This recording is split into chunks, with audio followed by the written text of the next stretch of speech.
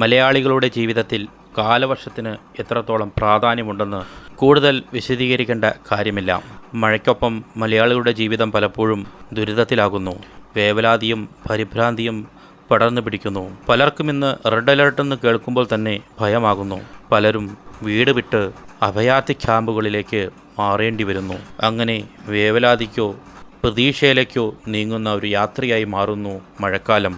കഴിഞ്ഞ കുറച്ച് വർഷങ്ങളായി ഇതേ സ്ഥിതി തുടർന്നു പോന്നുകൊണ്ടിരിക്കുകയാണ്. 2025 മെയ് മാസത്തിൽ കേരളത്തിൽ കനത്ത മഴയും അതിൻ്റെ ഫലമായി റെഡ് അലേർട്ടുകളും വലിയ ആശങ്കയ്ക്കാണ് വഴിയൊരുക്കുന്നത്. ഇപ്പോഴിതാ ഡാമുകളും തുറന്നുവിടേണ്ട സാഹചര്യവും വന്നിരിക്കുന്നു. ഇതിൻ്റെ പശ്ചാത്തലത്തിൽ ഈ വർഷം നേരത്തെ തുടങ്ങിയ മഴയുടെ ഘടന, അതിൻ്റെ സാഹചര്യങ്ങൾ, കാലാവസ്ഥാ വ്യതിയാനം, അതിൻ്റെ സാമൂഹികവും പാരിസ്ഥിതികവുമായ പ്രതിഫലങ്ങൾ, എങ്ങനെ സമൂഹം പ്രതിരോധിക്കാൻ തയ്യാറാകണം എന്നിവയെക്കുറിച്ചാണ് ഇന്നത്തെ വീഡിയോ. കേരളത്തിലെ കാലാവസ്ഥയിൽ മൺസൂണിന് നിർണായക സ്ഥാനമുണ്ട്. ഇന്ത്യയിലെ തെക്കു പടിഞ്ഞാറൻ മൺസൂൺ സാധാരണയായി ജൂൺ 1 കേരളത്തിലെത്തുന്നത്. ഇന്ത്യൻ കാലാവസ്ഥാ വകുപ്പ് ഈ തീയതി ഔദ്യോഗികമായി വർഷം തോറും പ്രഖ്യാപിക്കുകയും ചെയ്യാറുണ്ട്. ഈ വർഷം, അതായത് 2025 കാലവർഷം നിശ്ചയിച്ച തീയതിക്ക് മുമ്പ് തന്നെ മഴ പെയ്യാൻ തുടങ്ങി, അതും അതീവ ശക്തിയോടെ. ഈ മഴയുടെ ശൈലി വെച്ച് ഇത് കാലവർഷമാണോ അതോ കാലാവസ്ഥ വ്യതിയാനത്തിൻ്റെ ഫലമായി ഉണ്ടാകുന്ന മഴയാണോ എന്ന് സംശയം പലർക്കുമുണ്ട്.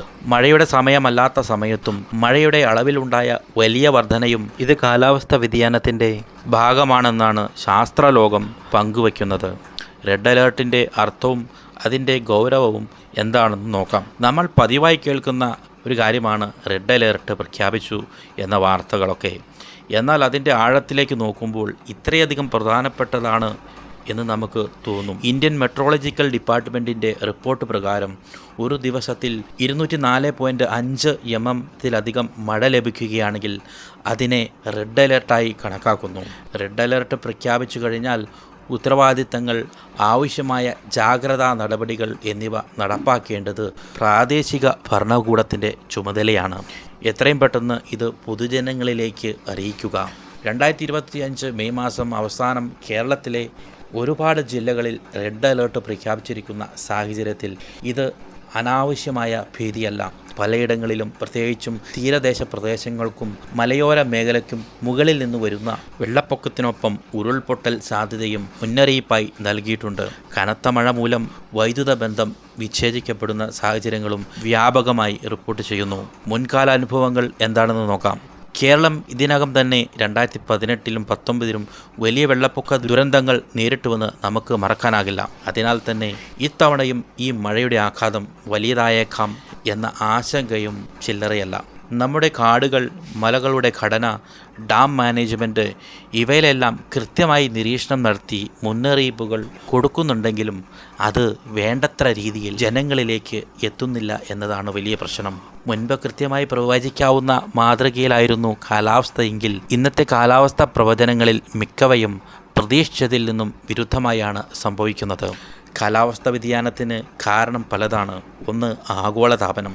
ഭൂമിയുടെ ഉപരിതലത്തിലെ ശരാശരി താപനില വർദ്ധിച്ചുകൊണ്ടിരിക്കുന്നതാണ് ആഗോളതാപനം.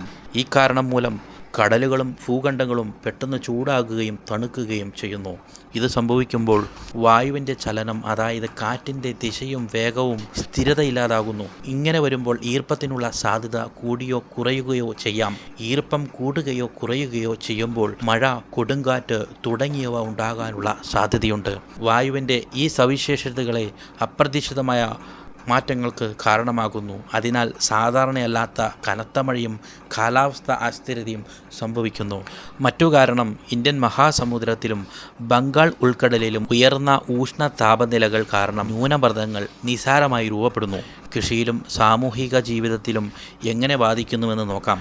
മൺസൂൺ നേരത്തെ എത്തുന്നത് ചില സമയങ്ങളിൽ ചിലർക്ക് ഉപകാരപ്പെടുമെങ്കിലും അതിലുപരി അപ്രതീക്ഷിത മഴ പല കർഷകർക്കും കൈപ്പേറിയ അനുഭവമാണ് പ്രദാനം ചെയ്യുന്നത്. ജീവിതത്തിൻ്റെ ചില അടിസ്ഥാന ഘടകങ്ങൾ തന്നെ തകർക്കുന്നു. കൃഷിയിടങ്ങളിൽ വെള്ളം കയറുന്നത് കാരണം വിത്തുകൾ കുഴഞ്ഞു പോകുന്നു. റബ്ബർ ടാപ്പിംഗ് നിർത്തിവെക്കേണ്ടതായി വരുന്നു. കാർഷിക വിളവെടുപ്പുകൾ നടക്കാതെ വരുന്നു, അല്ലെങ്കിൽ തടസ്സപ്പെടുന്നു. ജലസേചനത്തിനായി സംഭരിച്ചു വെച്ച വെള്ളം ഒറ്റയടിക്ക് തുറന്നു വിടേണ്ടി വരുന്നത് വലിയ ദുരന്തത്തിന് സാധ്യത വർദ്ധിപ്പിക്കുന്നു. ജനങ്ങളുടെ പതിവ് ജീവിതം നിലച്ചു പോകുന്നു.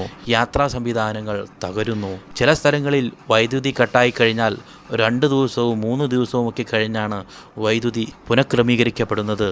ഒരേ സമയങ്ങളിൽ പലയിടങ്ങളിലും മരങ്ങൾ വീണു പോസ്റ്റുകൾ ഒടിഞ്ഞു വീഴുന്നു. ഇതെല്ലാം കൊണ്ടും വൈദ്യുതി നിലയ്ക്കപ്പെടുന്നു.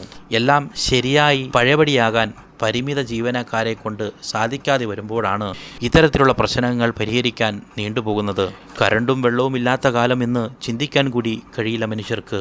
എന്തെല്ലാം മുൻകരുതലുകൾ എടുക്കണം? മഴക്കായി റെഡ് അലേർട്ട് പ്രഖ്യാപിച്ച സാഹചര്യത്തിൽ വ്യക്തികളും സമൂഹങ്ങളും സ്വീകരിക്കേണ്ട അടിയന്തരമായുള്ള കിറ്റുകൾ സജ്ജമാക്കുക. കുടിവെള്ളം, മരുന്നുകൾ, ടോർച്ച്, പ്രധാന രേഖകൾ ഇവയൊക്കെ വെള്ളം കടക്കാത്ത രീതിയിൽ സൂക്ഷിക്കുക. അപകട സാധ്യതയുള്ള പ്രദേശങ്ങളിൽ നിന്ന് മാറി താമസിക്കുക. സർക്കാർ നൽകുന്ന മുന്നറിയിപ്പുകൾ അതീവ ജാഗ്രതയോടെയും കൃത്യതയോടെയും പാലിക്കുക. നമുക്കറിയാം, കഴിഞ്ഞ വർഷം മുണ്ടക്കയിലും ചൂരന്മലയിലും ഉണ്ടായ അപകടത്തിൽ പലർക്കും മൊബൈലിലൂടെ മെസ്സേജ് ലഭിച്ചിരുന്നു. അവർ പലരും ആ മെസ്സേജിനെ അവഗണിച്ചു.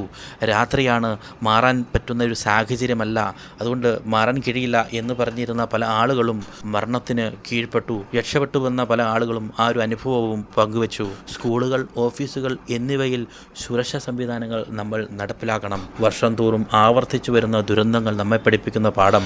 ആവശ്യഘട്ടങ്ങളിൽ കൃത്യമായ മുന്നറിയിപ്പുകൾ കൃത്യസമയത്ത് തന്നെ നടപ്പാക്കുക. 2018 വെള്ളപ്പൊക്കത്തിൽ കാണപ്പെട്ട നമുക്ക് നാമേ എന്ന നിലപാടും വീണ്ടും ഉയരേണ്ട സമയമാണിത്. സാങ്കേതികമായി കൂടുതൽ മുന്നേറ്റം നടത്തിയതിൻ്റെ പ്രയോജനങ്ങൾ, മുന്നറിയിപ്പ് സംവിധാനങ്ങൾ, സാറ്റലൈറ്റ് മോണിറ്ററിംഗ് തുടങ്ങിയവ കൂടുതൽ കാര്യക്ഷമമാക്കി ജനങ്ങളിലേക്ക് എത്തിക്കാൻ സർക്കാരും സംവിധാനങ്ങളും മാധ്യമങ്ങളും കൃത്യമായി പ്രവർത്തിക്കേണ്ടത് അനിവാര്യമാണ്. ജില്ലാതലത്തിൽ നടത്തുന്ന ദുരന്ത നിയന്ത്രണ ട്രെയിനിങ്ങുകൾ, സ്കൂളുകളിൽ ഉൾപ്പെടുത്തേണ്ട പരിശീലനങ്ങൾ, സന്നദ്ധ സംഘടനകളുടെ പങ്കാളിത്തം, അതോടൊപ്പം നാട്ടുകാരുടെ ബോധവൽക്കരണം തുടങ്ങിയവ ശക്തമാക്കേണ്ടിയിരിക്കുന്നു. മഴ ഒരു പ്രകൃതിദത്ത ഘടകമാണ്. അതിനെ തടയാനാവില്ല. പക്ഷേ അതിൻ്റെ ദുരന്തമാകുന്ന ശേഷിയെ കുറയ്ക്കാൻ നമുക്ക് സാധിക്കും. മഴയുടെ അമിതമായ കടന്നുവരവും അതിനോടനുബന്ധിച്ച റെഡ് അലേർട്ടുകളും അതിൻ്റെ കാഴ്ചപ്പാടുകളുമാണ് ഇന്നത്തെ കേരളത്തിൻ്റെ പ്രധാന ചർച്ചാ വിഷയം. മുമ്പ് നിയന്ത്രിക്കാനായിരുന്ന സാഹചര്യങ്ങൾ ഇന്ന് അപരിചിതമായി മാറുന്നു. അതിനാൽ തന്നെ ആധുനിക ശാസ്ത്ര സാങ്കേതിക വിദ്യകളും ശക്തമായ പ്രാദേശിക ഭരണ സംവിധാനങ്ങളും പൊതുജന പങ്കാളിത്തവുമാണ് നമുക്ക് മുന്നോട്ട് പോകാൻ കൈത്താങ്ങാവുന്നത്. എന്തൊക്കെയായാലും വീഡിയോ ഇവിടെ അവസാനിക്കുകയാണ്. മറ്റൊരു വിഷയവുമായി വീണ്ടും കാണാം. താങ്ക്